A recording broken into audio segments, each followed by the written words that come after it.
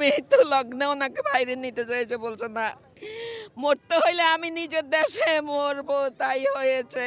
BNP chairperson ও সাবেক প্রধানমন্ত্রী বেগম খালেদা জিয়ার মৃত্যুতে শোকে স্তব্ধ এভার কেয়ার হাসপাতাল।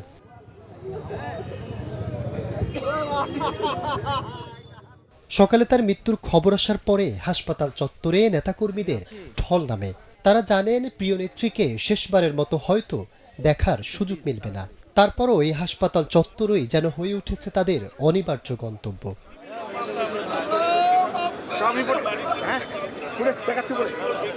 আজকে যেন এতিম হয়ে গেলাম, সারা জাতি যেন এতিম হয়েছে। এই কমিটমেন্ট, অঙ্গীকার, নিজের জনগণের প্রতি ভালোবাসা, কত হুমকি, কত ধামকি, কত তার বিরুদ্ধে অপপ্রচার করেছে। এত সৌজন্য বোধ সম্পন্ন,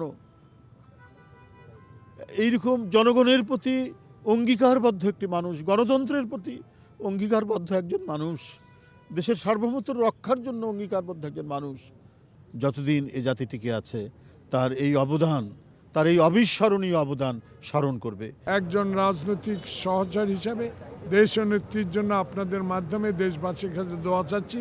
আল্লাহ সবাইকে সুস্থ রাখুন, দেশ নেত্রীকে আল্লাহ পাক বেশ নসিব করুন।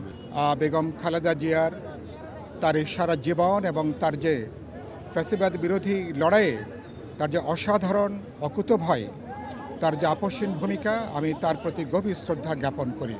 বেগম খালেদা জিয়ার কন্ট্রিবিউশন এই দেশ, জাতি, আমাদের সভরেন্টির জন্য, সেটা ভুলতে পারি না। শুধু জাতীয়তাবাদী মনস্কে সবাই বেগম খালেদা জিয়াকে ভালোবাসি এটা ঠিক না। ২০ কোটি বাংলাদেশের জনগণ তাকে ভালোবাসে।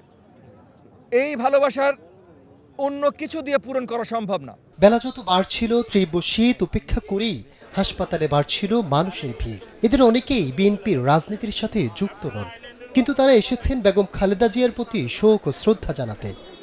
আমাদের যে ধৈর্যের প্রতীক ছিল বেগম খালেদা জিয়া, আমাদের যে আপসহীন নেতৃত্ব ছিল, আমরা তাকে আজ হারিয়েছি। কীভাবে আমরা এই শোক সহ্য করব? আমার লিডার তারেক রহমান কিভাবে এই শোক সহ্য করবে? তার পরিবার কিভাবে, এই ১৮ কোটি মানুষ কিভাবে এই শোক সহ্য করবে? মানুষের ভিতরে এখন হাহাকার চলতেছে। সকাল ৬টা বাজে বাসা থেকে বেরিয়েছি, মাকে ফোন দিয়ে বের হলাম যে মা এবার কেয়ারের সামনে যাইতেছি, নেত্রী মারা গেছে, নেত্রীর জন্য দোয়া করেন।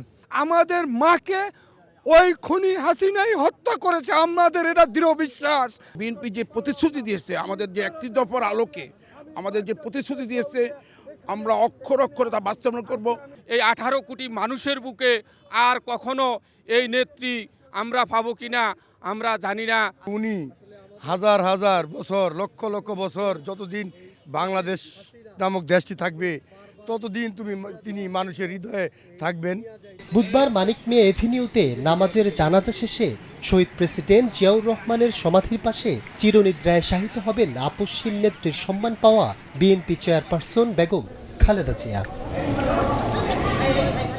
শাহাদাত হুসাইন, স্টার নিউজ।